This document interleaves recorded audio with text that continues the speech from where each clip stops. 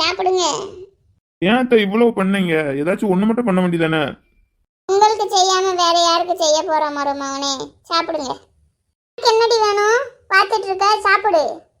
ஆத்துல வந்து ஊழ விட்டுட்டு இருந்தா எப்படி திங்க முடியும்? நீ போ, நாங்க 2 பேரும் சாப்பிட்டுக்கிடுவோம். சரி சாப்பிடுங்க. இங்க வேற ஏதாச்சும் வேணுமா? இல்லம்மா, இதுவே போதும். சித்திக்காரி இவ்வளவு பண்ணி தராளாக்கும். போதுன்னு சலிச்சிட்டு சொல்றாரு பாரு. எடுத்து சாப்பிடுங்க. நீயும் சாப்பிடு.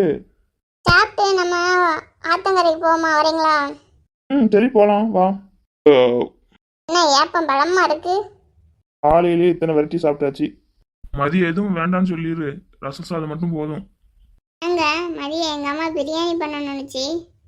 தாத்தா ஒரு ஒயிட் ரைஸும் ஒரு ரசம் வைக்க சொல்லு போதும். என்ன சாப்பிட்டீங்களா? எந்திரிங்க.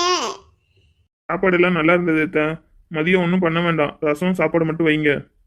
மதியம் மீன் குழம்புல வைக்கலான்னு இருந்தேன், நீங்க என்ன வேண்டாங்க? வயிறு ஃபுல்லா இருக்கு, ரசம் மட்டும் வைங்க. இப்ப சாப்பிட்டது வயிறு ஃபுல்லா இருக்கு, மதியம் ஜீரணம் ஆயிரும்ல. ரசம் மட்டும் போதும். சரித்தா, நிஜமாவே ரசம் மட்டும் போதும்ல? ஆமாம்மா, ரசம் மட்டும் போதும், வேற எதுவுமே வேண்டாம். ரொம்ப நாள் ஆச்சுங்க இந்த இடத்துக்கு வந்து.